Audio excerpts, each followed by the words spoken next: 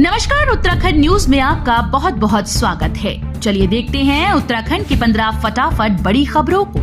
इससे पहले आप न्यूज को कहां से देख रहे हैं, कमेंट में बताना बिल्कुल न भूलें। बेटियों की शादी में सहयोग करेगी सरकार, सामूहिक कन्या विवाह योजना की होगी शुरुआत।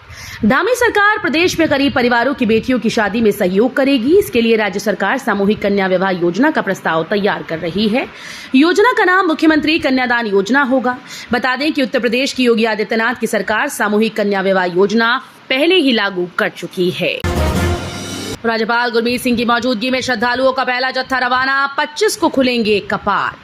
हेमकुंड साहिब गुरुद्वारा ऋषिकेश से पंच प्यारों की अगुवाई में हेमकुंड के लिए श्रद्धालुओं का पहला जत्था रवाना हुआ।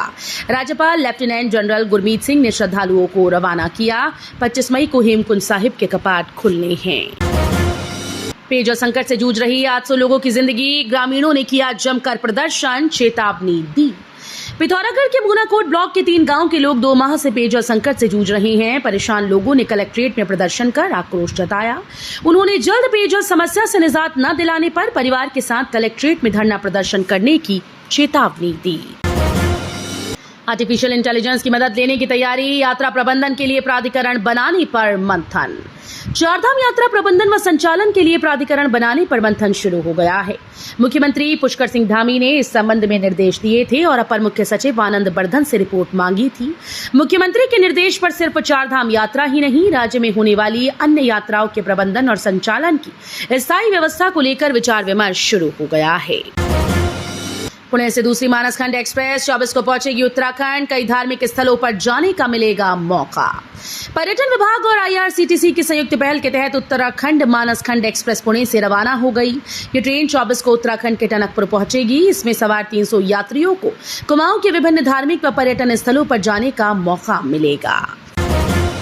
SGST, बैच और स्टाम्प से राजस्व 11% बढ़ा, नॉन टैक्स से सुस्ती, सुधार के निर्देश।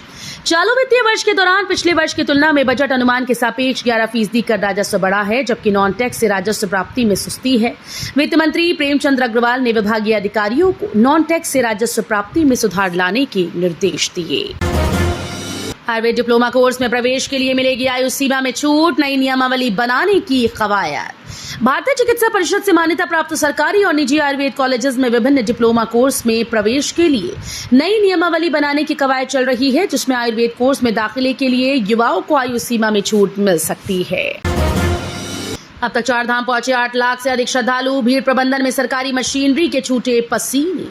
चारधाम यात्रा में 4 धामों के दर्शन के लिए रिकॉर्ड तीर्थयात्री पहुंच रहे हैं। यात्रा शुरू होने से अब तक 8 लाख से ज्यादा श्रद्धालु दर्शन कर चुके हैं। यात्रा के शुरुआती 10 दिनों में दर्शन करने वाले श्रद्धालुओं की तुलना की जाए तो पिछले साल की तुलना में इस बार 4.20 लाख श्रद्धालु अधिक आए हैं। देश भर में 1 जुलाई से लागू होंगे 3 नए कानून, उत्तराखंड राज्य की पूरी तैयारी। 1 जुलाई से देश भर में लागू होने वाले 3 नए आपराधिक कानूनों के लिए उत्तराखंड की तैयारी पूरी हो चुकी है। मुख्य सचिव राधा रतूड़ी ने केंद्रीय गृह सचिव की अध्यक्षता में हुई वर्चुअल बैठक में ये जानकारी दी। केंद्रीय गृह सचिव ने सभी राज्यों के साथ नए कानूनों को लागू करने से पहले सभी राज्यों के स्तर पर अब तक की तैयारी के बारे में प्रगति जानी। यमुनोत्री पैदल मार्ग पर धारा 144 लागू, नई व्यवस्था के तहत अब 60 मिनट में दर्शन कर लौटना होगा। यमुनोत्री पैदल मार्ग पर आवाजाही को सुरक्षित बनाने के लिए जिला प्रशासन ने धारा 144 लागू कर दी। वहीं जानकी चट्टी से यमुनोत्री तक घोड़े खच्चर एवं डंडी के आवागमन के लिए अधिकतम संख्या और समय अवधि तय कर दी। इसके अलावा घोड़ा खच्चर और डंडी कंडी से यमुनोत्री जाने वाले यात्री को 60 मिनट में दर्शन कर लौटना होगा। इस महीने 6 पैसे प्रति यूनिट महंगा आएगा बिल, 7 माह में केवल एक बार सस्ती हुई बिजली।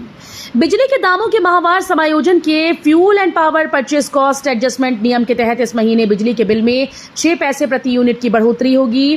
FPPCA के तहत पिछले 7 माह में केवल 1 महीने उपभोक्ताओं के लिए बिजली सस्ती हुई है। इंडियन बैंक के 12,000 करोड़ रुपए जुटाने की योजना को बोर्ड से मिली मंजूरी। सार्वजनिक क्षेत्र के ऋणदाता इंडियन बैंक ने बुधवार को कहा कि उसके बोर्ड ने इक्विटी और ऋण के माध्यम से 12,000 करोड़ रुपए तक जुटाने के प्रस्ताव को मंजूरी दी है। बैन हटाने के बाद ऑनियन एक्सपोर्ट में आई तेजी, 45,000 टन से ज्यादा प्याज का हुआ निर्यात। सरकार ने 4 मई को अनियन एक्सपोर्ट पर लगे प्रतिबंध को हटा दिया। पिछले साल प्याज की चढ़ती कीमतों को कंट्रोल करने के लिए सरकार ने प्याज के निर्यात पर प्रतिबंध लगाया था। प्रतिबंध हटने के बाद अभी तक 45,000 टन से ज्यादा प्याज का निर्यात हो गया है। राज्य के स्वामित्व वाली एजेंसीज ने बफर स्टॉक बनाने के लिए प्याज की खरीद शुरू कर दी।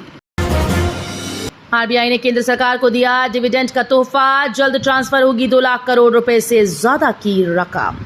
भारतीय रिजर्व बैंक ने सरकार को लाभांश का तोहफा देने का ऐलान कर दिया। आरबीआई ने बताया कि भारतीय रिजर्व बैंक के केंद्रीय निदेशक मंडल की 608वीं बैठक में ये फैसला लिया गया।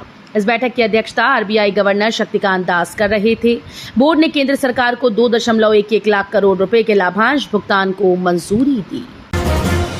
हर समय युद्ध के लिए तैयार रहें, एडमिरल त्रिपाठी ने सरकार की आत्मनिर्भरता पहल पर सेना की प्रतिबद्धता दोहराई। नौसेना मुख्यालय में तैनात अधिकारियों को संबोधित करते हुए उन्होंने समुद्री क्षेत्र में मौजूदा सुरक्षा माहौल और नौसेना द्वारा अपेक्षित कार्रवाइयों के बारे में जानकारी ली। उन्होंने कहा कि भारतीय नौसेना को कभी भी, कहीं भी, किसी भी तरह राष्ट्रीय समुद्री हितों की रक्षा के लिए हर समय तैयार रहना है। तो ये थी उत्तराखंड की 15 बड़ी खबरें। रोजाना ऐसे ही सबसे पहले अपडेट पाने के लिए चैनल को सब्सक्राइब करना बिल्कुल ना भूलें। साथ ही वीडियो को लाइक भी कर दें। धन्यवाद।